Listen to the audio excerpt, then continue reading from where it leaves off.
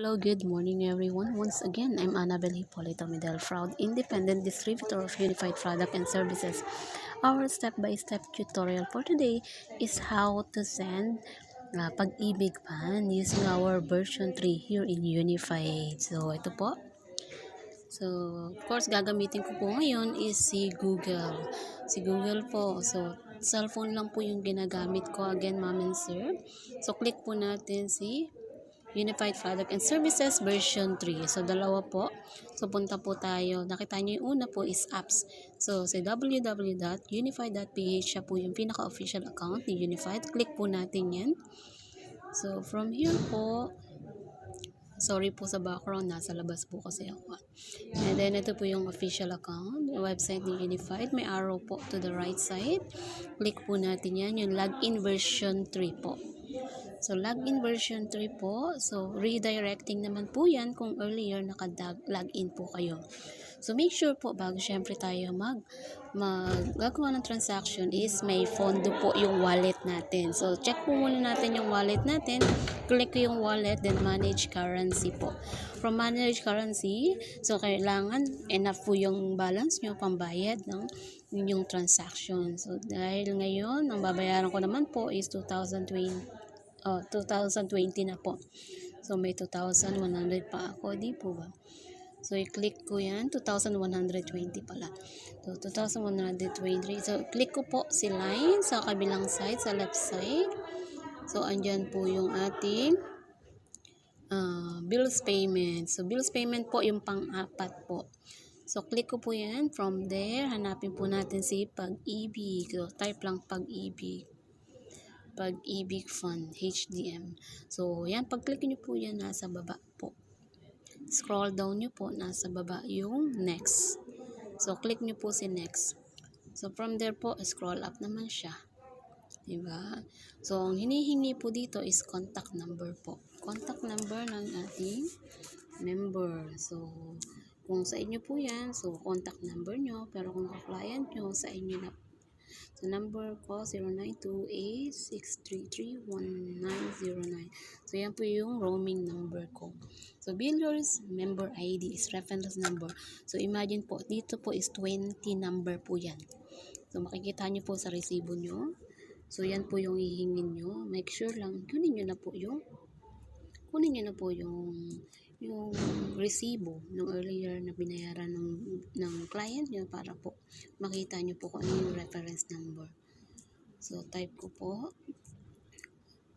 3061122031194. 20 number po yan.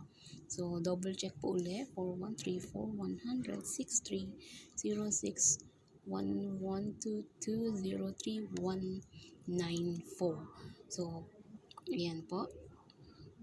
And then, payment type po. So, membership, savings, or housing loan. So, akin po is housing loan. So, ang hiningi po sa akin is 2,104. Gagawin ko na po siyang 2,120 po. Ayan. So, select date. So, select date ko po is today. From period ng 2013. And then, to period to February 13. So, today, okay po, February, okay, February 13 po. So, yan po. Then, next, fill up. So, housing loan po. Then, confirm po natin. Next po natin. Unauthorized request is be recorded. Yes, next po. Is recorded po na. So,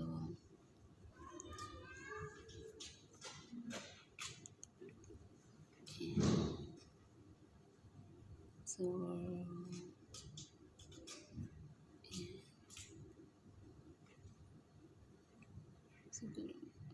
okay.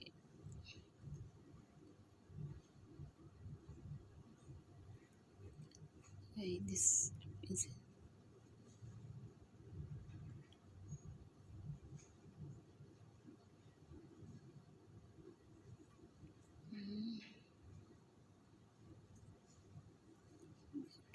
Bakit kaya unauthorized request na po siya?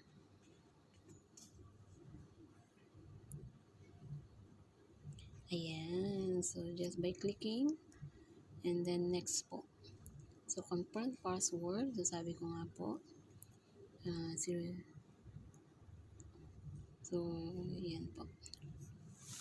So, kailangan nyo po na i-key in yung transaction password para po mag-push through yung ating services or transaction today.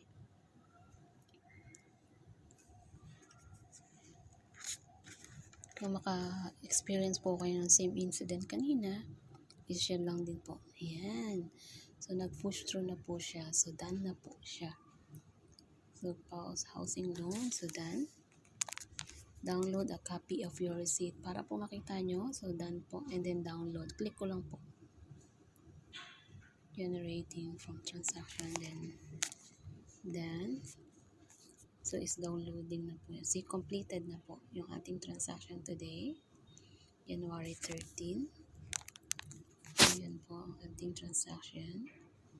Then, dahil po nasa email po yan. Sa either nasa, diba, automatic po. Hindi na ako nagpunta ng email. So, dinownload ko lang po. From download po. Ayan. So, para makikita nyo po yung actual na ginagawa ko. So, yan po. So, yan po yung aking resibo today. So, screenshot ko po. And save. So, isusum ko po para makita nyo. So, biller po, pag-ibig fund. And then, ayan po yung account name. Automatic, hindi po ba? So, automatic, basta po tama yung nailagay nyo po. And then, tignan nyo rin po yung transaction. Yung HTMF. So, yan po yung nakasulat po before. So, nakasave po yan. So, imagine, napakaganda po ng ating Unified Product and Services. And then, ayan po yung convenience fee. And then, okay. So, ipa-print out ko po yan pagdating sa bahay. So, yun lang po for today. Sana po nagustuhan niyo po yung ating transaction today. Once again, I'm Annabel Hipolito Midel, proud independent distributor of Unified Product and Services. Good morning.